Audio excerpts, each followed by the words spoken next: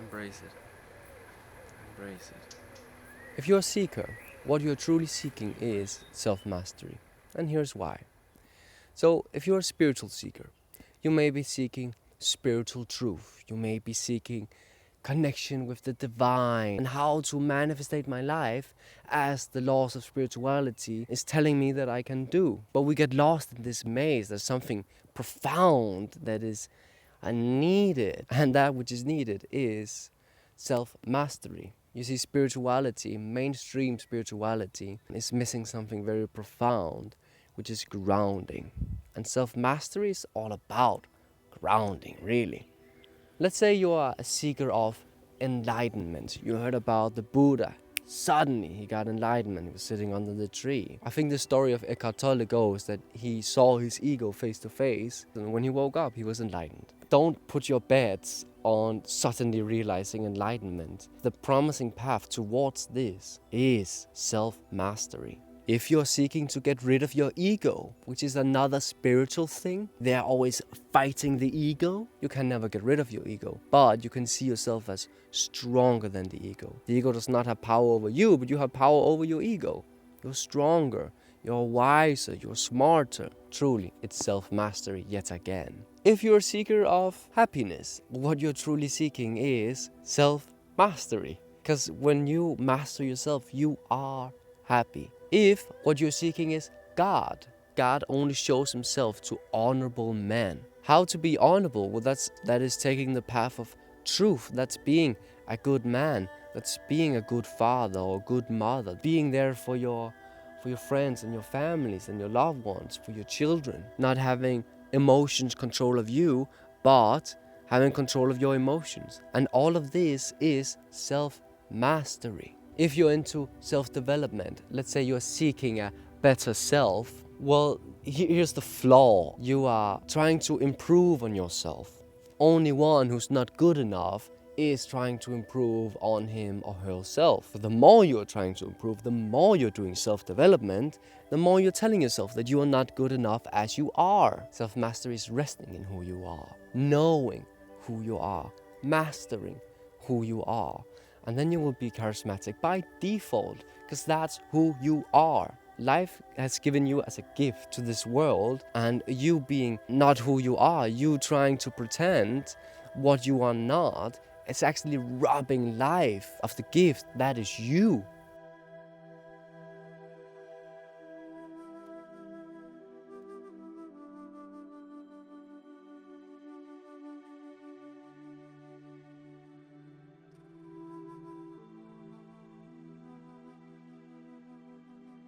What is self-mastery? Self-mastery is the mastering of the self.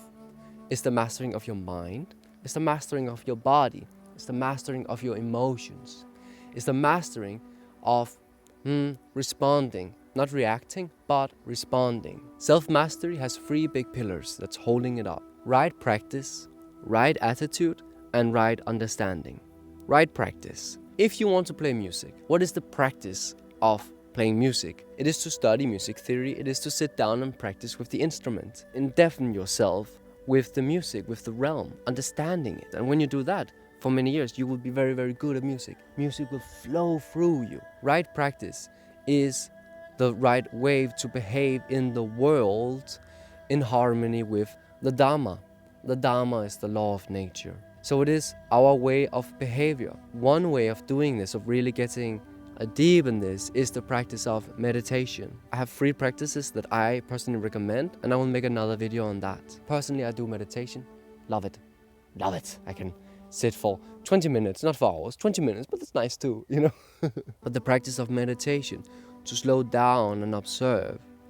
And the practice of that for every moment in life, I can do better. Or well, I can do my best. Continually doing your best will become better. So this becomes our way of living. It is a practice of service. The breath is service, because the breath is what's keeping me alive. The practice of life becomes a practice of service. Beautiful, right? That's right practice. The second one, right attitude. It's the attitude of invisible service. Now this is something my master taught me. Do invisible service and the service will do its thing. But you have nothing to do with the thing that the service is doing, you just do the action, invisibly. The less people who sees it, the better. The best is if no one sees it at all. That is invisible service. Such a beautiful attitude towards life. You see, what we quickly find ourselves in doing is, look at all the service I'm doing. For example, if you go to an ashram, and they have like, as a schedule, they have karma yoga, which means help cleaning and stuff like that. So just help out. Karma yoga is selfless service. But they have it like as a point, because then when the seekers come there, they're like, oh, now we have 2 hours of karma yoga. Look at all the karma yoga I'm doing, you know? But it's like, see me, see how good I am. That is why invisible service, that's the attitude. Leave as little of a trace as possible. The best is no trace. Let that be the attitude of the service. And trust and know that the service will do its thing. With this being your way of life, dedicating your life to service, you will witness it. Service, it's doing its thing. So this is the attitude, invisible service. Yes, we're going. And the third one, right understanding.